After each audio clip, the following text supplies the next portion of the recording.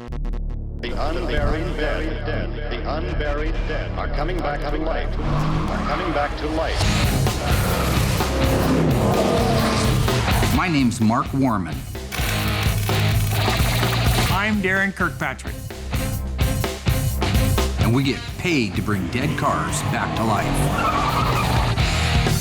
We work with my best friend Royal and my son-in-law Josh.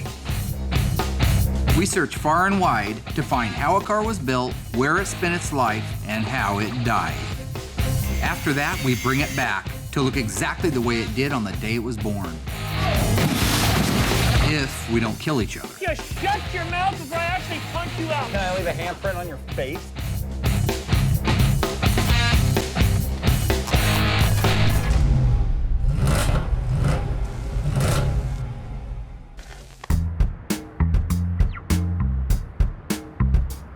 So I came back across the street from getting some breakfast, and Mark was rummaging through a Mopar collector's guide, just looking at new vendors and, you know, all that kind of cool stuff. What's up, Gomer? What are you reading? They're reproducing the valve covers. AMD is making those valve covers that we look everywhere for. These. I mean, we've spent hundreds of dollars for the right ones, and they're usually caved in and beat up. And Then all of a sudden he started asking me and quizzing me questions on the VIN tag. JS29V0B. JS 29. Juliet, Sierra 29 Victor 0 Bravo. Bam! JS29ROB! What is it? You know, his hand's cocked. He's ready to crack. Chrysler has always been on the cutting edge. Chrysler has always been willing to throw out the mold and break away and do things their own way. And it's important for Josh to understand what I already know. The Dodge Challenger is an amazing vehicle, the new one, and it's very similar to the old one. So after months and months and months of negotiation with Hadler Public Relation, who works for Chrysler, they are lending us a 2011 Dodge Challenger SRT8. I want him to be prepared for when that new one shows up. There's some comparisons, there's some amazement. JS23UOE. His problem is he doesn't focus. Okay, V is the 446 pack. Okay. Okay, so if I tell you I have a JS29R0B, what do I have and where was it made? JS29R is a... It's very important to learn this stuff. If he doesn't learn it, he's not gonna know or appreciate the things that I do. Who am I gonna pass the torch on to, Haley? I don't know. I just told you 8 seconds ago. You want me to pass the torch on to you? You want to run the body shop? It's a 446 pack. A Challenger. God damn it, Mark. Cut me some freaking slack. Yes, here. one of my employees has just had a stroke. Would you please send an ambulance and a hearse?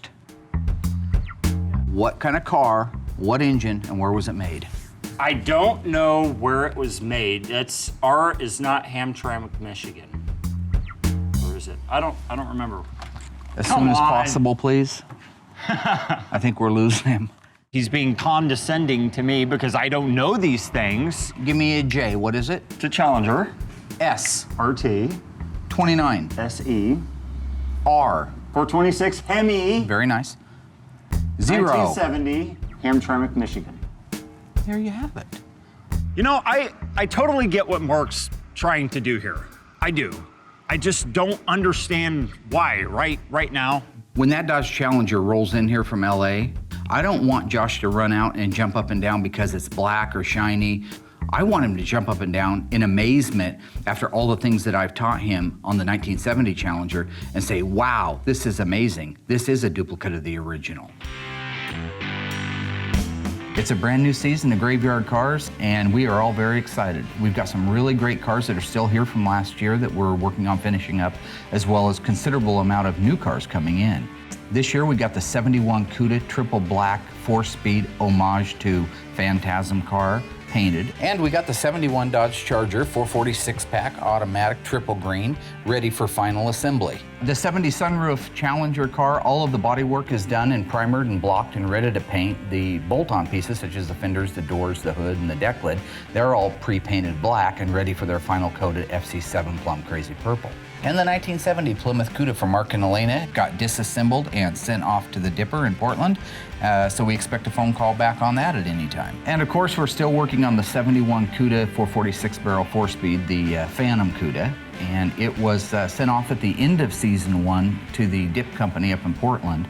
And we're anxiously awaiting for its return to find out just exactly if it's worth returning and putting back together again, or if it's time to wave bye-bye to pretty much the car and, well, my career.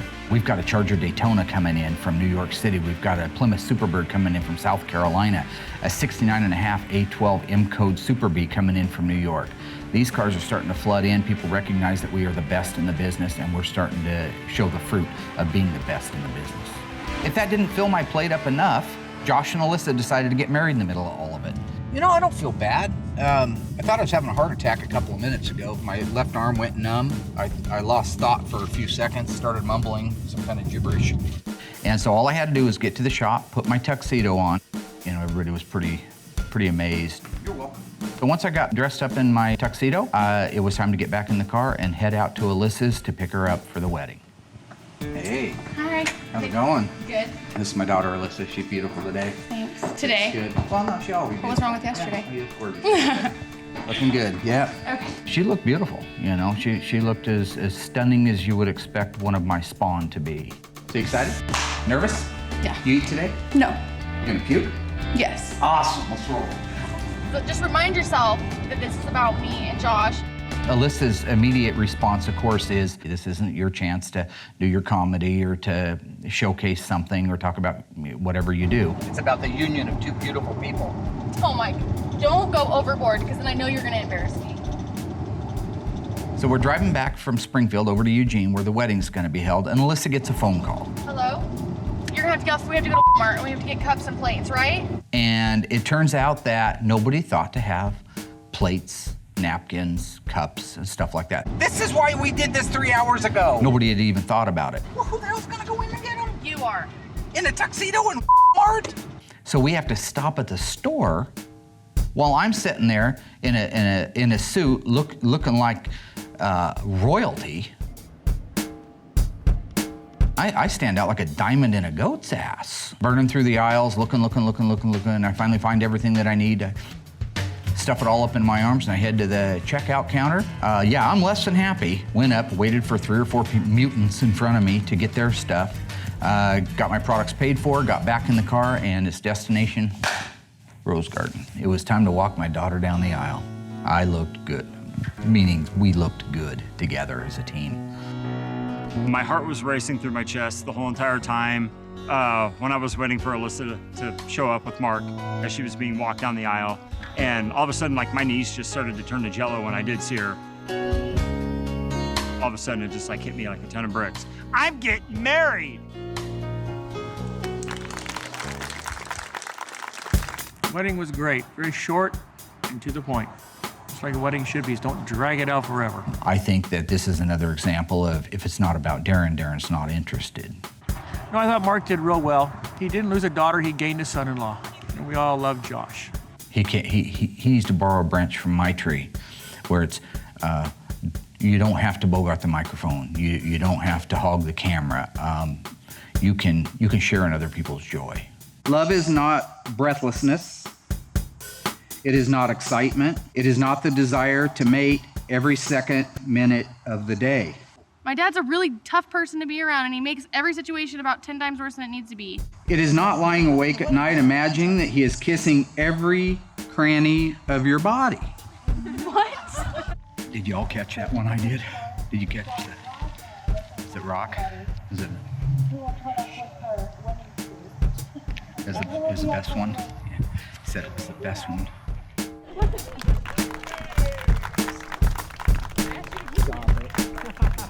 Well, I'm a natural entertainer and I just try not to upstage everybody. You know, I try to keep it cool so everybody can have their moment in the limelight. I'm just thrilled that they're married. I couldn't ask for a better thing to happen to a father. Starting a family of his own, setting out on the greatest adventure of his life with his new bride, Alyssa. I feel great. The stress is gone, everything's great. So I'm stoked. I'm in love.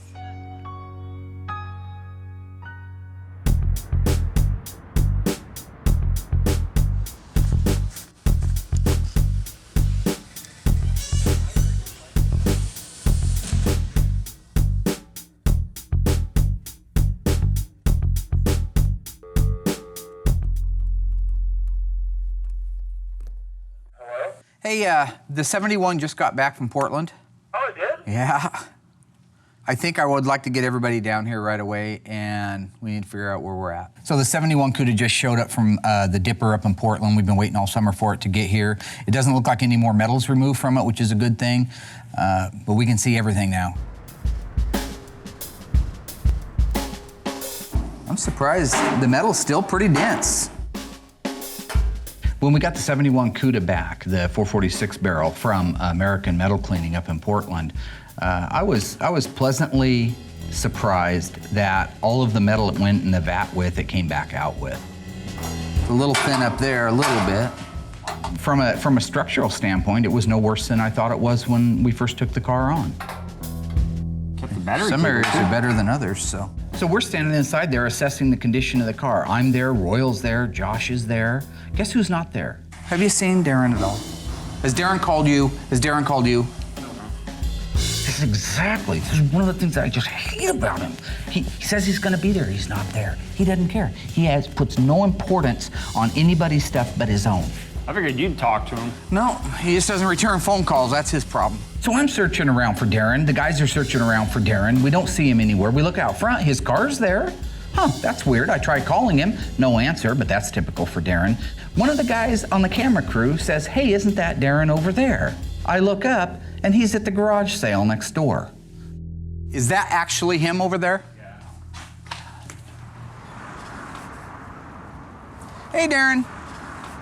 Didn't mean to trouble you, but we're starting to work on a car over there, so I was wondering, probably looking for some kind of a rolled over, kicked in toy from 1984 for a penny for one of his grandkids. How you doing, man?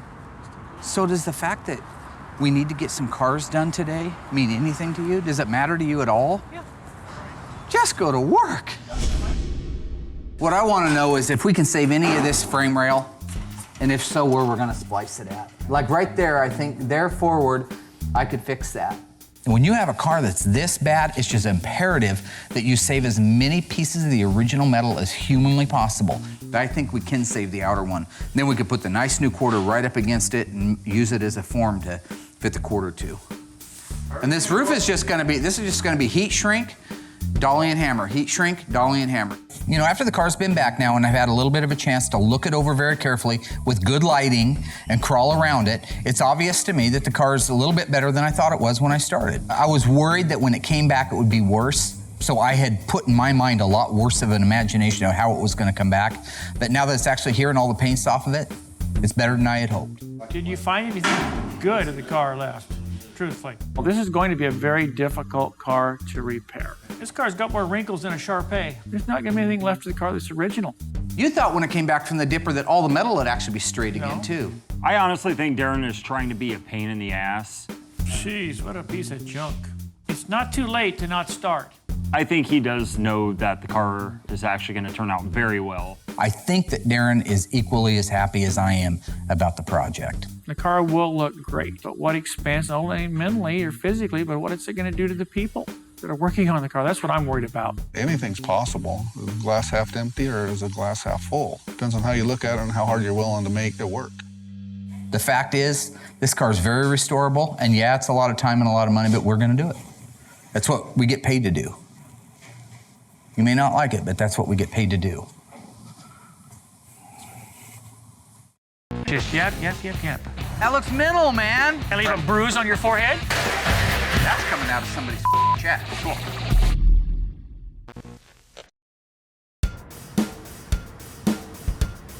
what's going to be left when we're done taking the bad off? Well, the same pieces we talked about in the meeting. So now that we got the 71 Cuda back from the dipper and we have an exact plan on what sheet metal's getting replaced and what one's getting repaired, we can cut the old damaged sheet metal off of it, mount it up on the frame rack, and start making our pulls in preparation for the new sheet metal. This quarter has to be replaced, so I want to start working on drilling out the factory spot welds right here. Don't drill through the lock pillar. Why don't we want to drill through the lock pillar? I thought you needed to go through both of them when you did it. The pilot hole, you can drill through it. You don't want to drill through it with the spot weld bit. So once you do that, these are really easy to break, these spot weld bits. I don't want them broken. See now, like right there is through the outer skin, but not through that inner one yet. That's a great point to stop at. You know, I'm pretty much just going off of what Mark asked me to do and learning as I go. It may be a little bit easier if we cut this. I'll tell you what we're going to use for that. So one of the things that I tried to do this year is to be able to increase production at the shop, and that meant we needed a plasma cutter. In the past, when we go to remove a panel, we either use a torch, which causes a lot of heat and can warp panels that you don't want to warp, or we would use like a cutoff wheel or a Sawzall. In this case, we stepped up and we bought the new Miller plasma cutter, and it's a phenomenal tool. What's cool about this one? You can change the ends. I can put a 240 on here, and I think I'd like to use the higher voltage. So bring me over the big 240 extension cord. Royal, am I gonna be in your way? No. Now, you definitely look like the guy from The Fly. Help me! Can I go ahead and cut that weld there to get this off? What do you need, Bubba? What do you need? Can I cut that weld to get this off of here? You gonna pull this off? Yeah, we're gonna replace this apron section. Okay, so I need to cut that weld and drill these spot welds. Exactly. I'm not a body man. I'm a brake and suspension and steering guy. I'm trying to help them get the car apart so they can start to do what they need to do on the body to get it going back together. So now we can actually rock and roll on these cars, cut the panels off in one shot, be done and ready to start assembling new pieces and parts on them instead of spending half a day cutting them apart.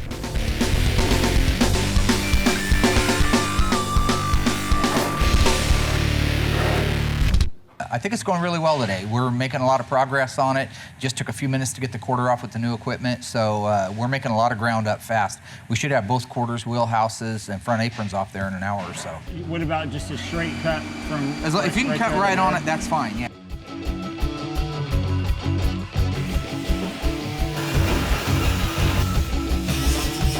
I think I want to take it loose from the center structure.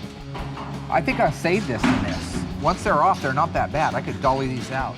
Honestly, is that bad? I think he's very delusional on what he's going to repair and what he's going to replace. Darren, since we had this car, says we ought to just take the numbers out of it and rebody it. What he doesn't understand is that's against the law.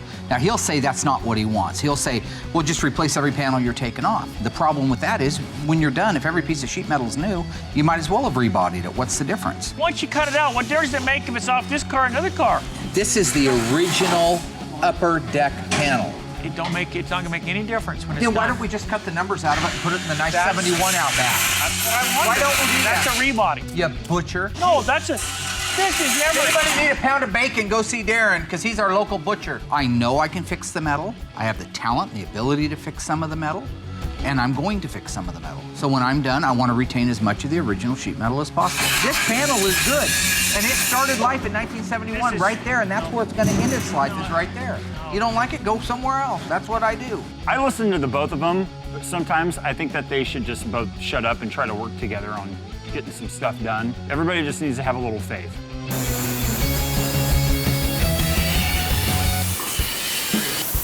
You know, I'm pretty much in the zone, just doing my own thing, and I take a break for a second and look up. It's like the 4th of July coming right at my face. If I wouldn't have had these on, I would have been missing an eye right now.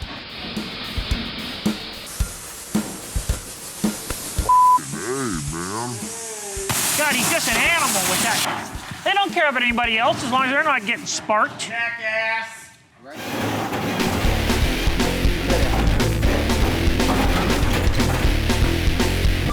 Yashid, 70 Dodge Challenger, factory sunroof. Give me the code, the alphanumeric code. I don't know exactly why Mark decides to start quizzing me right now about the Challengers whenever I got 2,000 things to do and he just wants me to stop. Give me the numeric code. I don't know the sunroof. I don't know the sunroof. Mark's on some kind of binge right now where I have to know everything about Challengers. Mark's on Josh about the Challengers because we're getting a new Challenger and Josh doesn't know about it yet. I don't understand. It's driving Josh crazy. 70 Challenger, rubber bumpers front. Are you asking the VIN? I'm asking for the alphanumeric option code.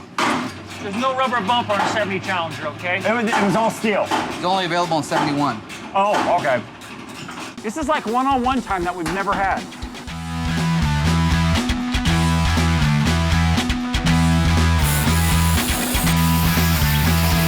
Can I leave a shoe print? No.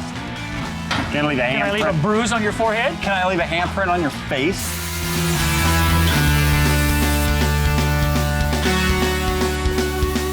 Something's gonna fall here. Oh my God, you're animals. Hang on, Darren. Come on. What's the problem there, I bought Nancy? you guys nice gloves. I bought you nice gloves. I bought you a lot of nice stuff. I bought you a lot of good stuff, man. Let's What the hell's the matter with you? Here, watch. Well, Why you are guys are all acting throw like it? you're gonna Here. get hurt moving a little Here, old piece of we're gonna- metal. we're I gonna bought you all throw the it. protect. If you're looking for a parts 2, replacement, 3. that's coming out of somebody's check. Cool. I don't mind that the guys like to have fun and play grab ass, but throwing a piece of metal inside of a shop's a really stupid idea. Hitting my brand new toolbox is even a stupider idea, and it's gonna get their faces kicked inside out. You just hit my about? toolbox. It matches the other side. Get your wallet out. Hey, put it in the safe pile and don't throw it. You got it, boss. So I think today was actually pretty productive. I mean, in fact, we got the whole back half of the car off, so that's a pretty good motion. Mark left me alone. I just put my Mark muffs on, and so I couldn't hear him and just did what I needed to do. I'm always happy when we get something done. The basic structure of the unibody is still intact. We'll have some frame rail replacement, quarter panels, outer wheel houses, but a good portion of this car is going to be the original sheet metal. We're just going to have to take it off so we can access it, repair it, put it back together. I'm actually more hopeful. Darren just seems extremely pessimistic about the whole entire thing. Oh, I don't think it's too late to call 800 your scrap. You can just have them come pick up the whole thing right now before we put any more time and money into it. I just hate him. Not prepared for this! You have 3-foot tall wings on the back, airfoil noses. How the hell did he get a Challenger?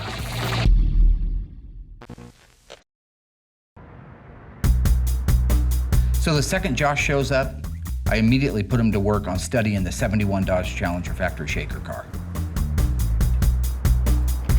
I guess I'm on a research mission now. I don't know exactly why Mark sent me out here this morning. And he just said, I want you to go outside and that white 71 Challenger that we have out back, I want you to study it, take note of every single little thing that is cool, personally to me, about that Challenger. I think that it's important for Josh to know everything there is to know about this car and the cars that are made around it. If he doesn't know them, he can't fix them. If he doesn't understand them, he can't make them. That's just the way it is. All white interior, wow. It's insane.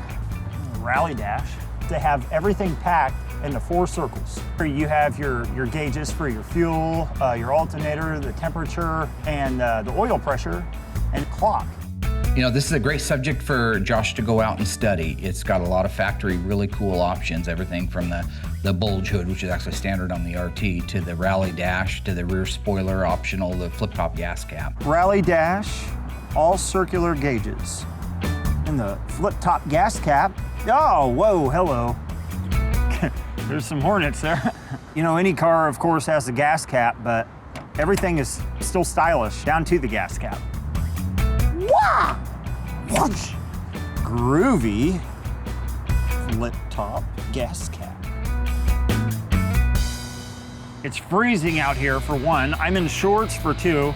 I was not prepared for this! And that's probably why he wanted me to be out here. He needs to know these cars back and forth off of his memory. I don't want him looking at cue cards. So when things like the new Challenger show up, he can appreciate them for what they are and how they got to be. He wants to see me miserable. Doesn't help that I'm drinking cold coffee in the morning either. Where's Mark? Inside where it's warm. Okay, I can't move my fingers, so you know what, man? Of course, my concern always is when you send him out back, out of sight, out of mind, he gets sidetracked so easily. I just hope he's actually studying the car and not out back trying to play some kind of modern version of Star Wars or something. Is that a dead frog? It's a dead bird or something. You guys see that? I get it. It's an awesome car. This thing is total muscle all the way. It looks like a big old beefy marshmallow on steroids with black wheels. All right, I'm going inside, dude. It's too freaking cold out here.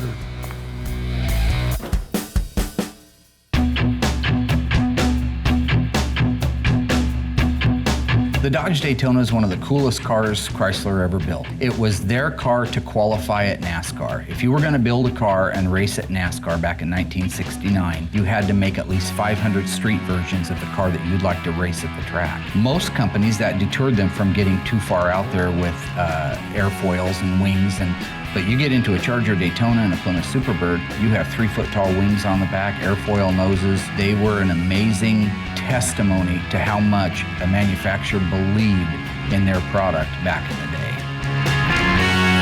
So you have 2 left-hand headlight doors. Right. Hey, Three Stooges.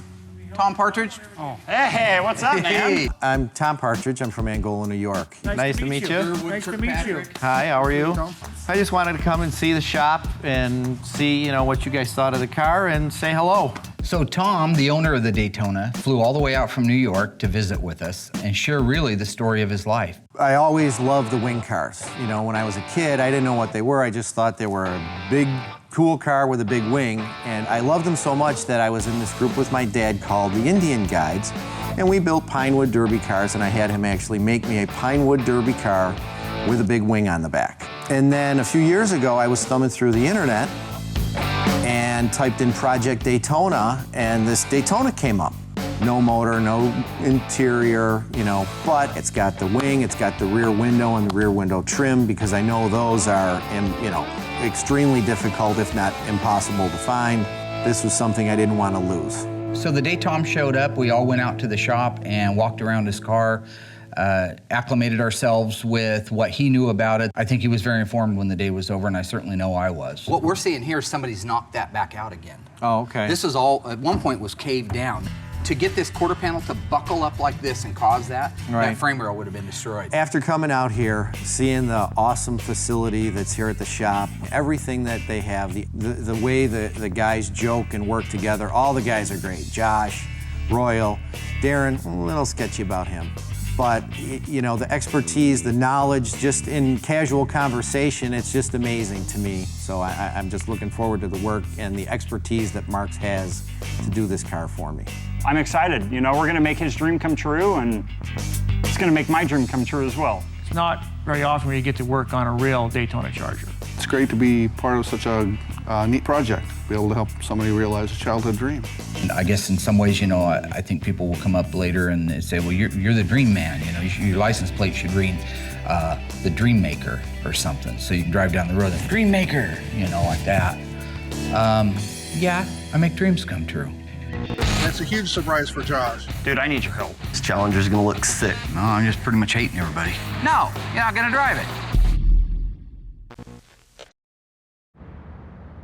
So it'd be nice if we could put them in a box and then put that box somewhere and mark it 71 Cuda 6-barrel. There should be something around here in the way of boxes. Why don't you brainless monkeys do that? I'll work on something that requires a mind. You're talking to me. Today we got to take the rest of the pieces off the 71 Cuda so we can get it up on the frame rack and start straightening the remaining portions of the unibody. Nice job missing that weld, by the way. Oh, I never touched that. Who did the pilot holes on these? I never touched them. Okay, I didn't touch them and you didn't touch them. Would that be Royal or Darren? I don't know. So the thing that's always most amusing to me is when something goes wrong and nobody did it. So in the case of the spot weld that is missed by 1/2 of an inch, Royal didn't do it, and Josh didn't do it, and Darren didn't do it. Whoever it is, they missed the actual spot weld. Just as humans, just as a contribution to humanity, they're not. They're a negative sign in front of humanity. He missed every one of the spot welds. I mean, do you know how difficult it is once that's missed to get that off of there? Can I make that shirt in any size besides whale? Yeah. It's a big shirt, so what? You smell good today, too, man. I do? Yeah. Thanks, man. Hold it. Go ahead, take it off there. Thank you. Buddy? Buddy. Here you go, hold on. Oh! What the hell just happened? Hello. What is that? I gotta take a minute here. Because honestly, it blows my mind. That screaming. What are you gonna do? Right The box? upper door hinge. No, I'm just pretty much hating everybody. I need to get those frame rails out of there. So, Should we just lift it up on the forklift? It's not a bad idea. It's the first intelligent thing you've said all day, actually. drilling out factory spot welds and working on the cars is pretty easy when it's a horizontal panel or a vertical panel, but when it's on the bottom of the car, I'm not gonna lay underneath there and drop a bunch of metal shavings in my eyes. So I'm gonna raise it up in the air with the forklift so I have access to it. I asked them specifically, turn the car sideways, please, so that I can come in from the side and lift it up in the air. Is that how I said I wanted it? I come in, and not only is it not sideways, it's in the most difficult way in the world to try to lift it, which is lengthwise front to back. I didn't have it quite the way he wanted it when he came into the room with the forklift because we try to filter out what is not important and listen to what may be important because he says so much. There you go. Hey, give him a banana.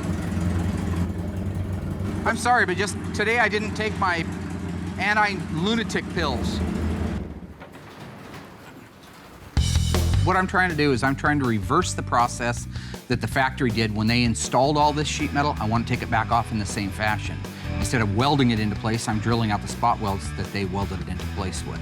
So I have to reveal all the spot welds so that I can drill a pilot hole into them, drill the actual spot weld out, and then if you get all of them out that hold it to the body of the car, you can take that frame rail out or apron or what have you. Why don't you go ahead and get the rest of the nuts and stuff off? Okay. Go and work on that, and I'm gonna have Tweedledum hold the light for me here. Royal's not here.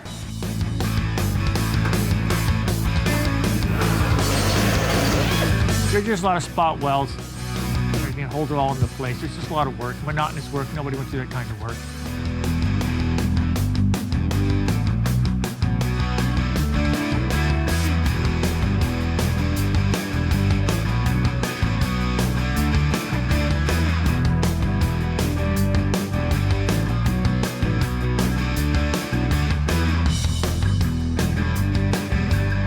All these little Nortons that run around saying how great a restoration people they are, they don't do stuff like this. Most of them just run around at the shows talking about how brilliant they are. You give me one of these cars, I'll call a fraud every Really? single. Well, I've hit it every time. Nice hook on your nose. Just yap, yap, yap, yap, yap, yap, yap, yap, yap. Where is he? Oh no, I don't know where Mark's at, so actually things are pretty peaceful around here right now. There you are. Dude, I need your help. What? I need your help. Is the shop burning down or what? No, no. I just need your help. I guess I Mark's gotta on go. me. Mark's drilling me about learning. The world's in danger. I gotta go. All right, we'll see you later. Obviously, Bye. I'm taking up your time. I'm coming to Hey, you buddy. for some help. Dude, Mark is just riding my ass about learning everything about the Challengers. Everything about the wheelbase, the paint, everything. Like, I need to learn this stuff, and I mean, I know you have a Challenger out back. It's just been sitting there, but I mean, Where would you like to start? Well, I don't know, man. Basics? Well, yeah, Basics? let's just teach me the foundation of it. Like, I just start from the ground up. Yeah, I think I'm pretty good authority on Dodge Challenger. It's easy to make mistakes and assume things on RT this or RT that, or what was standard, what was not standard. So it's easy to make a mistake. So I'm no expert, but I do know a lot. Here we got a 70 Challenger RT. Get them three ways. If you had an RT, get them three ways as far as the stripe's concerned. Stripe elite, stripe on the butt, it's called the bumblebee, or stripe down the side. So what was the first stripe? Stripe elite, no stripe. Okay. Now, if I'm not mistaken, when this design first came out about the reverse light being in between the two taillights, Chrysler, Mopar, however you want to say it, had to go and petition or ask the government for permission to do this because it's never been done before. To put the reverse light in the middle between the two taillights, and they must have okayed it because that's how they made them. Oh, wow. So if you had a TA Challenger, what kind of a spoiler did you have? An all black? Well, it'd be one like this. Did not sit just sit flat on the trunk. Did not have any pedestals where it's set up on like an RT Challenger. It was called a ducktail spoiler. Okay. And that was only on a 70 TA? Yes. Now we're going to give you a test, okay? You're going to give me a test? Yes. How do you tell a base Challenger or a non-RT Challenger from an RT Challenger? Well, it would say RT on the side. Am I correct? What if the badges were gone or the stripes were gone? What's the one thing that's going to tell you what this car is, what it is? The VIN. VIN number. Good, good, good. Okay, just a 318, a six-cylinder Challenger is going to be a JH23. Josh will be very excited to see the new Dodge Challenger. you know, to compare the new one with the old one. He's got a good foundation. I think he can look at the differences and the similarities of the new versus the old Dodge Challenger. I think he's a little overwhelmed. No, you're not gonna drive it. Might drool over himself and everything. How the hell did he get a Challenger?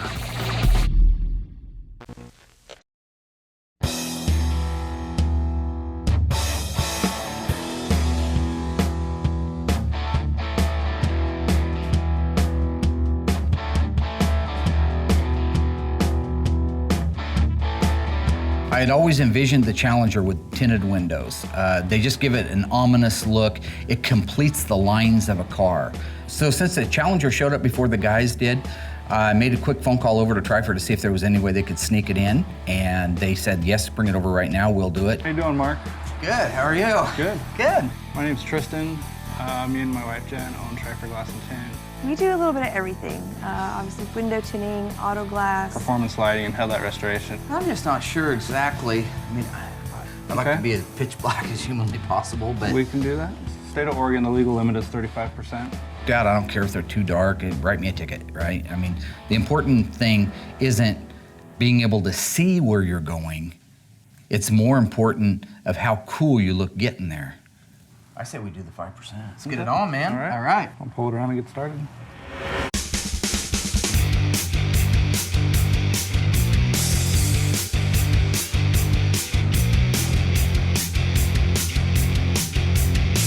Five all the way around. All the way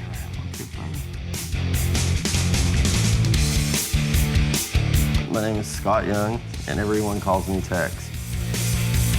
I've personally been tinting windows for about 22 years. This Challenger's gonna look sick when we finish tinting the windows. When we pull the car in, we wipe down the windows to make sure the windows are clean. So the glass isn't clean and you apply the film to the window, then all that dirt is gonna show. And we're gonna measure the window and see how much film that we need. We're gonna apply that piece of film to the outside of the vehicle. We're gonna cut out our patterns using the window as a template. We're gonna cut a perfect pattern. Then we're going to spray a soapy water with just the right amount of soap in it. We use the soapy water to float the film up into position. We're gonna apply that piece of film to the inside of the vehicle. We're gonna squeegee out the majority of the moisture of the water. We apply heat to make the film have the same curve as the glass that we're applying the film to conform that perfect pattern to that window specifically. Before any car rolls out of here, I walk around the whole car, make sure that it's absolutely perfect. Nobody lets anything leave the shop until it's done right. That end result has to be perfection. Nice shot, kid. You guys are good to go.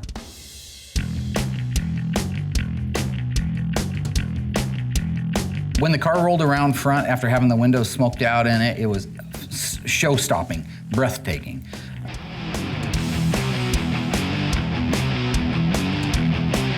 That looks mental, man. Oh my gosh. Oh, that looks great. Wow. It makes it look like twice as mean as it was before. Isn't that something? Unbelievable. Once again, it's another great example of why you have to have good vendors and good suppliers to be able to do a great job. It just is. I mean, anybody that's ever been in this business knows they can't do it all by themselves. Sweet thank you to the guys over at Trifer. They just rock, man. So once the windows were done at Trifer, I made a quick phone call over to the guys and let them know to be waiting outside for me. When I pull up, I want them to see this thing coming around the corner. Well, I hear that Mark informed Darren and Royal that he wanted all of us to be waiting out here for him when he arrives. How long have you been He waiting? said, be waiting outside, and I said, waiting for a while. He said, just be waiting. For what? I don't know. He just said, be outside waiting, and I'll be there soon. I don't know what we're doing outside. Mark called while I go on the phone in a big tizzy and said, hey, I want you guys to wait outside the shop for me. We're out here waiting on Mark. He went to pick up the Challenger from having the windows tinted.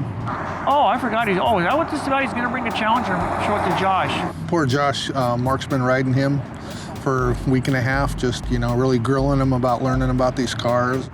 This past week, getting along with Mark's been, I mean, it's been good, but it's been really tough because he's so adamant on me learning about Challengers. Josh is trying to learn them. I think he's a little overwhelmed. Well, I think Josh would be just like a little child in a candy store. He'll probably drool all over himself and everything. That's a huge surprise for Josh. We're going on what? Everything for himself. 20 minutes now. Yep, I've had enough. So Royal Darren and I are sitting down, just talking, and all of a sudden we hear a loud engine revving up. I don't know. Here's some idiot. Who's this?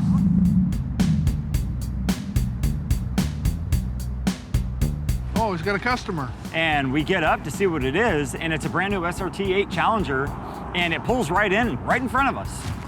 Nice car. I like the license plate frames too.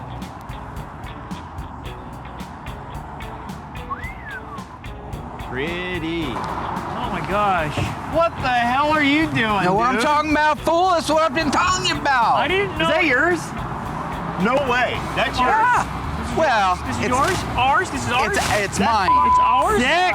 It's crazy. How the hell did he get a Challenger? When Josh first saw the Challenger, he was pretty excited, just walking around it and looking at it, and I began to see that the homework I had him doing in the last few weeks was beginning to pay off. Damn, man. Do you see any similarity? Wow. That's what I'm teasing the business. It's old, but it's modified new.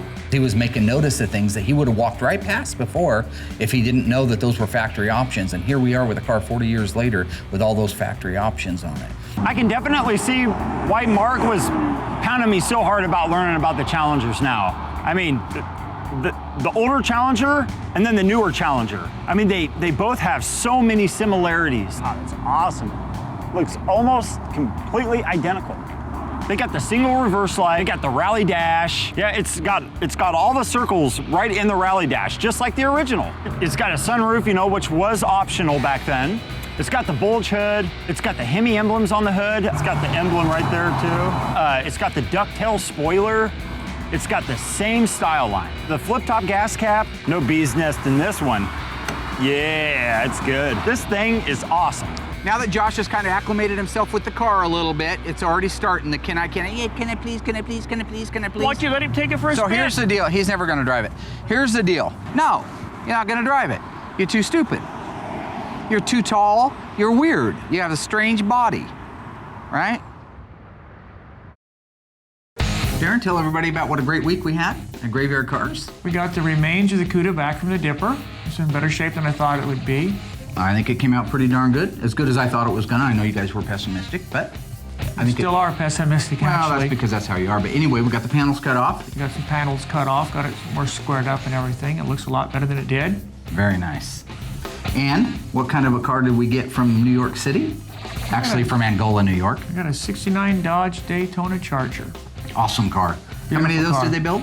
Just a shade over 500. I think 503 is the right answer. And Alyssa got married. That's great. And you Didn't gained lose a daughter. Gained a a free. son-in-law. A son-in-law. He's too tall. Josh learned a lot about the 1970 and 71 Dodge Challenger, which I have to give kudos to you. I'd like to pay you a compliment, by the way. You did a phenomenal job of helping me educate Josh. He was able to pick up things like the flip-top gas cap, notice the bulge hood, he noticed the rally dash, the instrumentation. The interior still has a hint of the original one in it. The outside's almost a twin to it. It's just a good job of designing a car. I mean, honestly. It's a very good job. Yeah, it drives real nice, has a lot of power, handles very well. Good job, Chrysler. I've never let you drive it.